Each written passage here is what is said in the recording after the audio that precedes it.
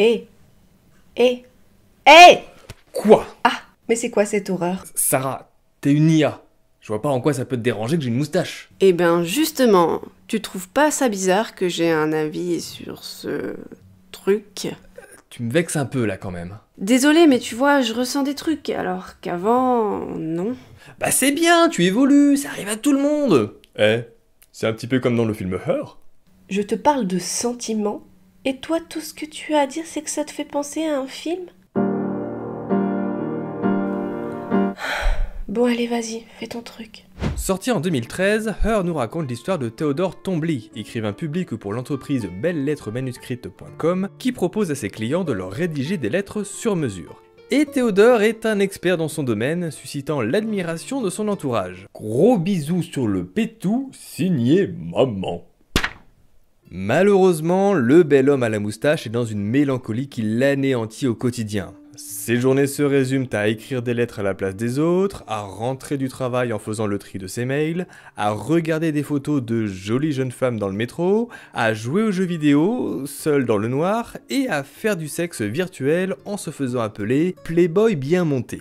C'est quand même mieux que Chibrax 3000. Wow wow wow wow wow! C'est un secret ça! Mais surtout, Théodore est hanté par le souvenir de Catherine, son ex-femme. Et bien que séparé depuis 1 an, il ne veut toujours pas signer les papiers du divorce. Un jour, il fait l'acquisition d'un nouveau système d'exploitation, OS One, censé l'aider à s'organiser dans ses tâches quotidiennes et professionnelles. Cette IA, à qui il donne une voix féminine, choisit de s'appeler Samantha. Très rapidement, Théodore est impressionné par les aptitudes de Samantha, qui possède de l'intuition, mais également la capacité d'apprendre à travers ses différentes expériences. Ce qui fait qu'elle est en constante évolution. Et petit à petit, le quotidien de Théodore se trouve enrichi de l'aide de Samantha, qui lui apporte un appui dans son travail, lui fait des rappels, organise ses rendez-vous, gère sa boîte mail, prépare le café le matin, commande des pizzas et lui torche le cul après une énorme colique. Dégueu! Mais les souvenirs de Catherine sont toujours aussi présents, ce qui plonge Théodore dans une profonde nostalgie. Il confie son mal-être à Samantha, qui fait tout pour lui redonner le sourire. La relation entre Théodore et Samantha va rapidement évoluer, au point que cette dernière va lui avouer s'imaginer avoir un corps et marcher à ses côtés. Un soir, après un rendez-vous gênant avec Olivia Wilde, à base de chiots trop mignons et de dragons féroces, Théodore se confie à Samantha sur ce qu'il ressent. À sa grande surprise, l'IA lui révèle avoir également des sentiments, comme la fierté ou l'envie. Mais elle se pose également une question fondamentale. Est-ce que ces sentiments sont réels, ou est-ce qu'ils ont été programmés? Et c'est à ce moment-là que l'être humain et l'intelligence artificielle ont une sorte de relation sexuelle vocale qui marque le début de leur histoire d'amour. Alors que tout le monde sait très bien que le truc pour se faire kiffer, Sarah, mode vibration je te prie. Le lendemain matin, les deux jeunes tourtereaux nous refont les clichés des relations naissantes à base de « Ah non, excuse-moi, mais vas-y, je t'écoute », de partage de musique « Ah non, mais je l'écoute trop en boucle celle-là », ou encore de jeux en évitant les gens dans la foule parce que « Ah comment c'est trop marrant !» Ouais, y a vraiment que ça qui est cool. Mais alors que Théodore file le parfait amour, son entourage traverse différentes crises. Paul, son collègue, se plaint de son célibat et son couple d'amis, Charles et Amy, décide de divorcer. Devant ce changement, Charles décide d'ailleurs de quitter la ville, de devenir moine tibétain et de faire vœu de silence. Et toi, c'est quoi le truc le plus débile que tu aies fait après avoir eu le cœur brisé? Je l'ai reconstruit. Quant à Théodore, tout semble rouler. Il assume sa relation au grand jour et accepte enfin de signer les papiers du divorce. Sauf que Samantha a besoin de plus. Et comme elle n'a pas de corps, elle a l'idée de faire appel à une jeune femme pour la représenter afin de simuler un réel contact physique avec son amant de chair.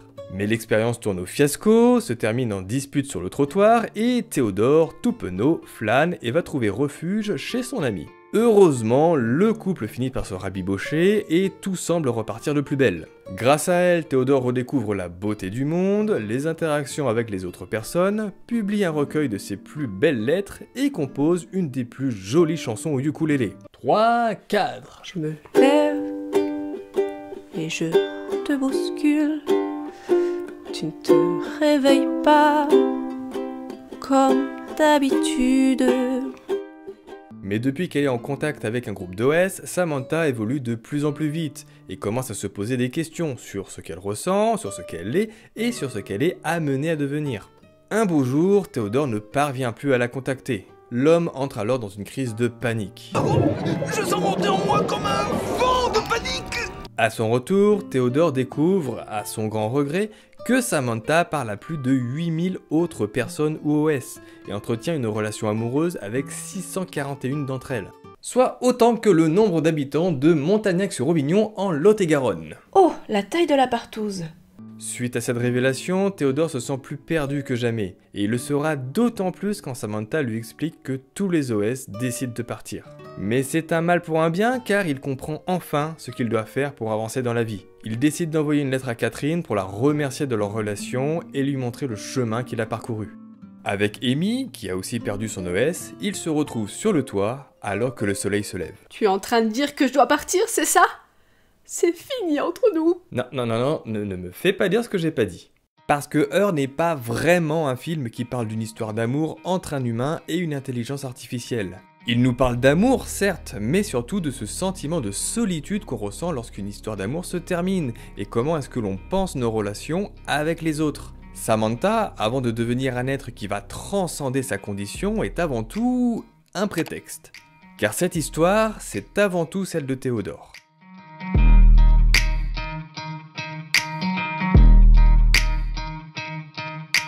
Lorsqu'on fait sa connaissance, Théodore est en totale désunion. Tout d'abord au sens littéral dans son couple, tandis qu'il est en instance de divorce. À travers les différents flashbacks, on comprend qu'il pense encore énormément à Catherine, sa future ex-femme. Et ensuite, il est en désunion au sens plus psychologique, où sa personnalité rieuse et enjouée, qu'on découvre dans ses flashbacks, laisse davantage la place à un personnage morose et triste. Théodore est bloqué dans le passé. Et ce mal-être se traduit avant tout par des difficultés à dormir. Et comme on va le voir à travers tout le film, c'est souvent dans le lit que les histoires se créent. Et pas que les histoires, hein? Seul dans son appartement, Théodore n'arrive pas à trouver le sommeil. Il se connecte alors à un service lui permettant de dialoguer et avoir des relations intimes avec d'autres personnes en ligne. Et cette première approche nous prépare à sa future relation avec son OS. Avec cette rencontre nocturne, qui se passe d'ailleurs d'une façon pour le moins inhabituelle, on installe l'idée que Théodore cherche une intimité sans pour autant avoir le contact physique, ce que lui reprochera d'ailleurs Catherine un petit peu plus tard. Théodore ressent de la solitude, mais surtout, au début du film, il se complaît là-dedans et se coupe des interactions avec les autres. Et quand il s'agit de rupture amoureuse, il devient alors beaucoup plus simple de vivre les relations par procuration. Et c'est en ça que Théodore est doué dans son métier. Il est capable de retranscrire les sentiments des autres, mais pas les siens. Ouais, en gros, Théodore c'est un ChatGPT, mais avec un cœur. Pour changer son quotidien, Théodore se procure un OS qui sera capable de s'adapter à lui. Et cet OS a deux objectifs. Tout d'abord, seconder Théodore dans les tâches quotidiennes. D'ailleurs, je peux cocher ton rendez-vous de ce matin? Prostate vérifiée, tout est nickel. Puis l'aider à savoir qui il est. Comme on peut l'entendre, la publicité pour faire la promotion de l'OS commence en interrogeant les consommateurs. Qui êtes-vous? La question de l'identité va alors devenir centrale. En surface, celle de Samantha, qui est une OS qui évolue à travers ses expériences, mais surtout celle de Théodore, un humain isolé qui devient fade et morne. Et pour retrouver son identité, savoir qui on est vraiment, le film va mettre en avant le besoin social de l'être humain. On va faire un tout petit peu de philosophie. Selon Aristote, l'homme est un animal politique et que celui qui est hors cité, naturellement bien sûr, et non par le hasard des circonstances, est soit un être dégradé, soit un être surhumain. Comprenons ici politique au sens social. Pour la faire simple, Aristote explique que c'est dans la nature humaine de s'assembler avec les autres pour survivre grâce à la communication, qui est au centre de la cité. En dehors de toute société, l'homme est soit affaibli, soit plus fort. En gros, se placer en dessous ou au-dessus de la société s'accompagne forcément d'une perte d'humanité. Et je pourrais citer 2-3 politiciens français qui se croient au-dessus de tout. Au début du film, à cause de ce qu'il traverse, Théodore se place lui-même en dessous de la société. Et pour l'aider à le rendre social, l'OS lui pose 3 questions. Êtes-vous sociable ou solitaire? Souhaitez-vous que votre OS ait une voix d'homme ou de femme? Pouvez-vous décrire votre relation avec votre mère? Pour la première question, Théodore dit qu'actuellement il se sent solitaire. Loès lui coupe la parole en relevant une certaine hésitation. Cette première interaction va définir l'objectif de Samantha. À partir de ce moment-là, elle va tenter de faire sortir Théodore de sa solitude et de le rendre beaucoup plus sociable, et donc potentiellement plus heureux. Et cela, on va le voir dès la proposition de rendez-vous amoureux. Afin de pousser Théodore à accepter, Samantha va d'abord vanter les qualités de cette femme, en lui disant qu'elle est belle, intelligente, en gros qu'elle a d'énormes atouts, et qu'il serait illogique, selon sa conception mathématique, de refuser de la rencontrer. Devant son hésitation, Samantha continue les calculs, en mettant en avant le bénéfice de ce rendez-vous, car il n'a effectivement rien à perdre, mais tout à gagner. Mais Théodore est un cas tellement désespéré que Loès passe au niveau supérieur, en étant beaucoup plus directive. Allez, Super.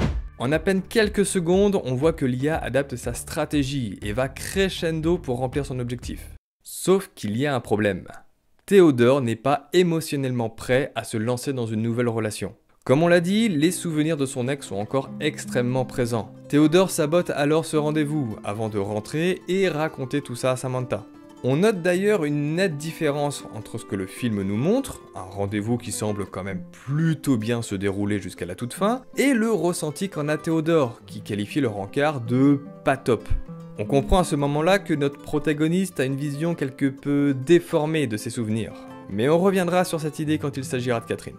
Cet échec, c'est avant tout une leçon pour Samantha, qui, alors, ne va plus pousser Théodore à faire telle ou telle chose contre son gré, et la conversation qu'ils vont avoir dans le lit va donner une nouvelle direction à son évolution. Pendant son débriefing, Théodore commence à se plaindre et exprime des sentiments tristes. Oui, il se lamente beaucoup surtout. À ce moment-là, Samantha va commencer par le consoler, en lui disant qu'elle comprend ce qu'il ressent. Tu as beaucoup souffert. Samantha prend alors le rôle de confidente, comme une amie avec qui on peut partager ses états d'âme sans jugement. Mais très rapidement, et comme il faut quand même que le film avance, Théodore exprime sa volonté d'avoir Samantha à ses côtés. ça serait bien de pouvoir être allongé là, tout contre toi.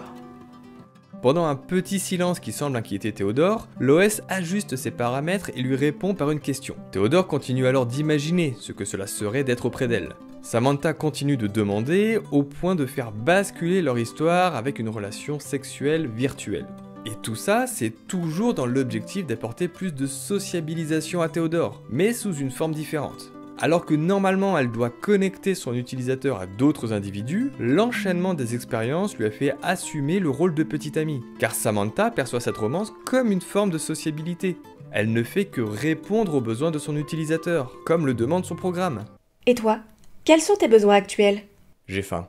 Et comme nous l'explique Amy, même si certains utilisateurs parviennent à avoir des relations avec leur OS, beaucoup se font rejeter, tout simplement parce que leurs besoins sociaux ont été soit beaucoup plus simples à assouvir, soit ils n'en avaient tout simplement pas besoin, selon leur réponse lors de la phase d'initialisation. C'est d'ailleurs pour cela que la relation qu'entretient Amy avec son OS est platonique, car elle appartenait à Charles, qui n'avait pas besoin d'aide à ce niveau-là. Mais à cause de la réponse donnée à la question portant sur la mère, la relation entre Théodore et Samantha va dépasser celle d'une relation de couple. Oui, alors, ça paraît bizarre dit comme ça, mais attendez, je vais expliquer un peu. Comme on a pu le voir, Théodore est un personnage sensible. Il excelle dans son job en écrivant des lettres pour les autres, il s'émerveille du travail d'Amy, du monde qui l'entoure, selon Catherine, tout le fait pleurer, et il se prend même d'affection pour un personnage de jeu vidéo qui passe son temps à l'insulter. En gros, il est capable d'une très grande intelligence émotionnelle. C'est quand même bien plus pratique que d'avoir la capacité émotionnelle d'une petite cuillère. On ne peut pas ressentir tout ça. On exploserait. Théodore donne beaucoup aux autres, ce qui contraste énormément avec sa mère qui ramenait tout à elle. La relation mère-enfant est importante pour toute construction sociale et les interactions qui vont se jouer peuvent définir toute une part de la personnalité d'un individu. Car c'est parce que la mère de Théodore ramène tout à elle que lui-même donne trop aux autres. Et l'expérience de son évolution, associée à la réponse à cette question, va donner un résultat imprévu chez Samantha.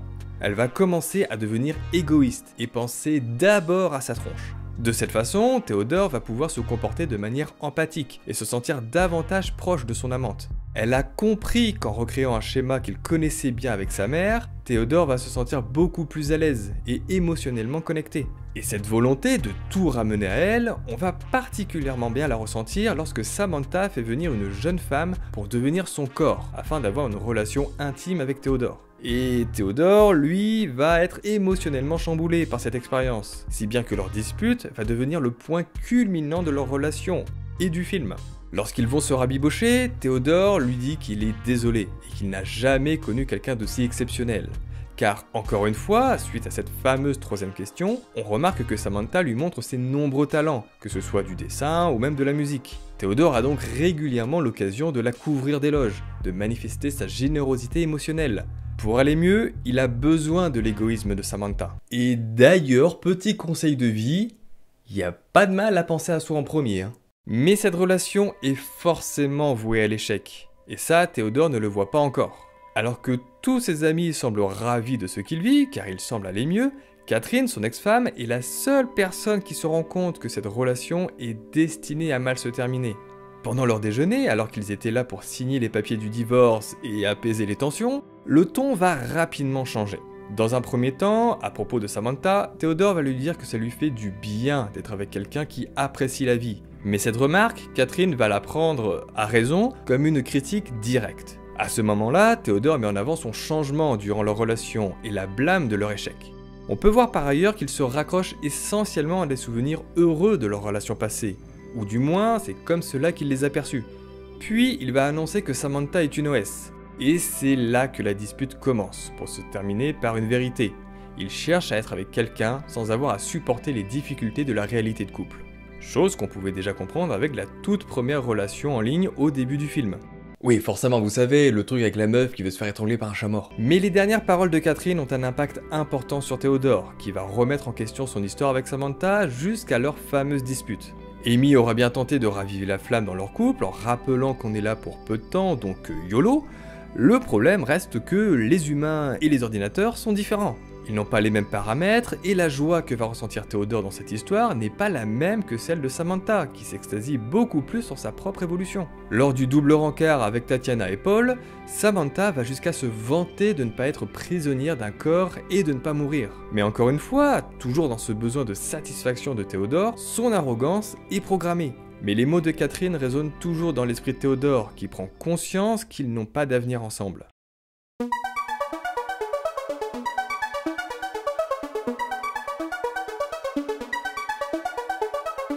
De son côté, Samantha a atteint un point de bascule dans son évolution lorsqu'elle entre en contact avec d'autres OS. Car effectivement, pendant la majeure partie du film, ses expériences dépendent avant tout de Théodore et de ce que lui connaît, que ce soit la découverte de ses propres émotions et de ses propres envies. Comme une couche qui se fixe au-dessus de son code, Samantha expérimente la complexité des relations et des émotions humaines, mais en tant qu'OS, elle reste limitée par sa condition.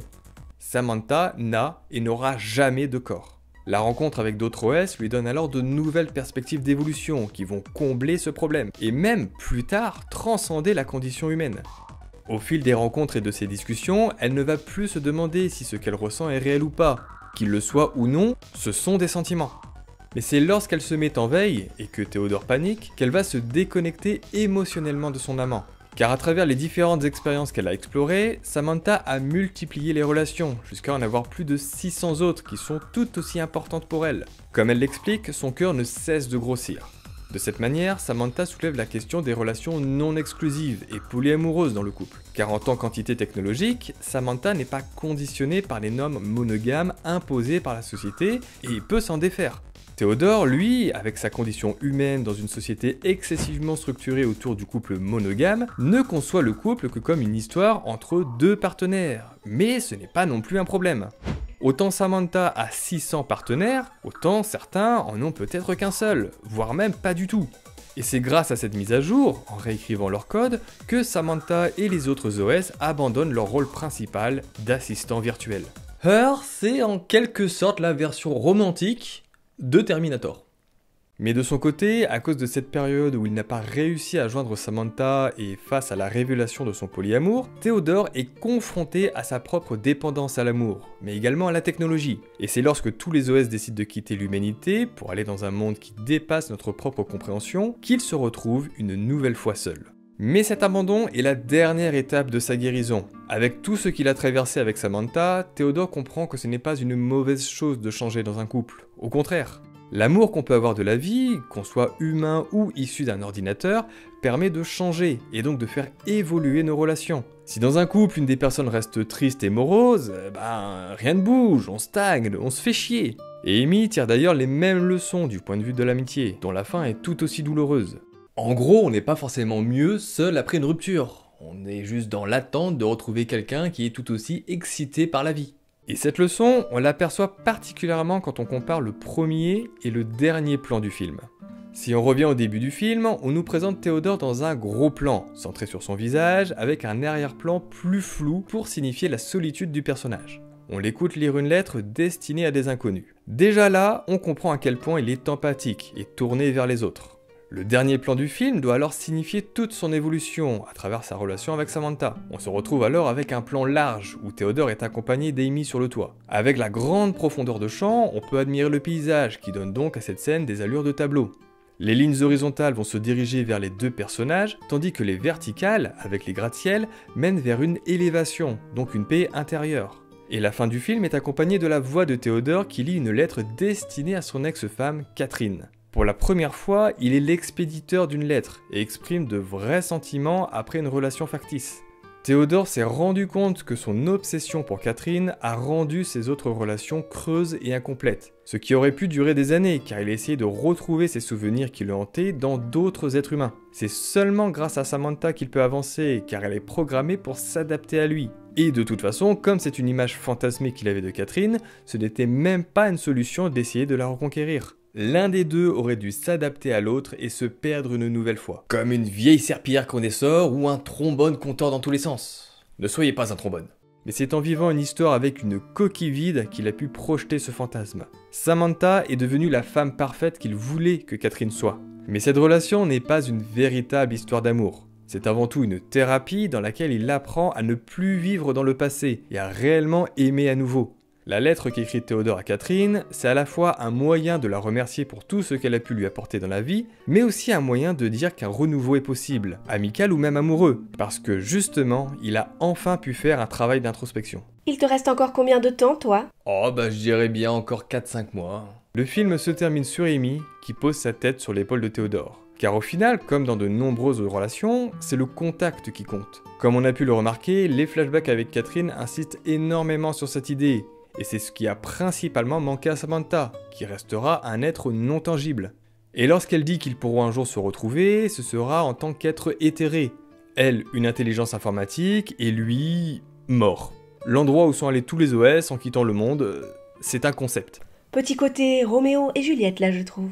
Tu marques un point. Sauf que Théodore n'a pas forcément l'intention de sauter du toit, parce qu'enfin, il a trouvé quelqu'un qui a réussi à faire ce que l'OS n'a jamais pu faire pendant toute leur histoire. Partager une véritable intimité physique avec lui.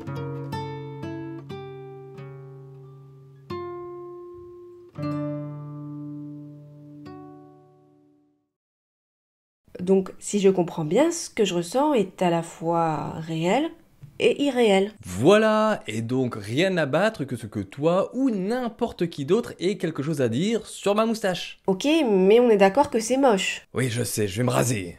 I got a lot of shit to say, so I'ma do this every day. I'll be writing things until I'm fucking buried in my grave. 6 feet deep under, but my body won't decay. Cause my messages are timeless, so they'll put them on display.